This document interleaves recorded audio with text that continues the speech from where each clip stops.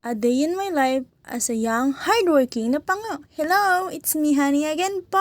At eto na naman ako magpapapansin sa newsfeed nyo. Araw-araw ha? Wala nang mas nakakamiss pa. Nung nag-aaral ka, hintayin ko lang yung uwian, may baon pa. Pero mabait akong estudyante ha? Medyo bobo nga lang, walang char doon, tunay yun. Sinamahan ko lang talaga ng sikap. Yun, nakaraos naman ng pasang-awa. Char! Pinapahiya ang sarili, ano? Samahan niyo akong pumasok. Mag-isa lang kasi ako.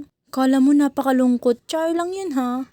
Sabi ko, pag nakikita ko yung bundok na yan, yung nag-iisang bahay na yan, kung ano man yan, gusto ko yan mapuntahan balang araw. Pag mayaman na ako, tunay yun, walang char. Pala kong bumili ng 3 kotse, kulay blue. Yun na lang sana mismo. Char! Ang daming sana na hindi pa pwede sa ngayon, no? Yung gusto mo na hindi pwedeng maging kayo kasi hindi pa pwede. Kasi may mahal pa siyang iba. Char! Kakain na nga lang kami at ang ulam namin ay dinuguan. Kapag dinuguan yung ulam, naaalala ko si Papa. Yung dinuguan na the best talaga ang lasa ay yung luto ni Papa. Tapos alam mo pang super linis nun. Wala ko na-miss si Papa. Ay, baka makaiyak pa nga. Ang sarap nga ng dinuguan na to. Parang yun nanonood. Char! Minsan huwag kayo maniniwala sa mga pinagsasabi ko kasi sadya akong ulagain minsan ha. Pero mas ulaga yung mga galit sa pango. Ayaw nyo pa sa akin? Char! Uy, joke lang yan ha.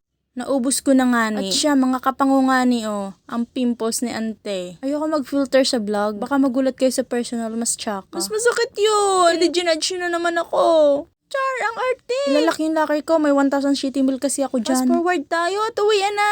Uuwi na naman ako for 79 pesos. Pwede bang 1K na lang a day? Char, mga kapango, may na-sight ako. Magandang babae. Kaso tomboy. Char, hello. Binibini din ang gusto. Then I saw myself sa mirror. Ano daw?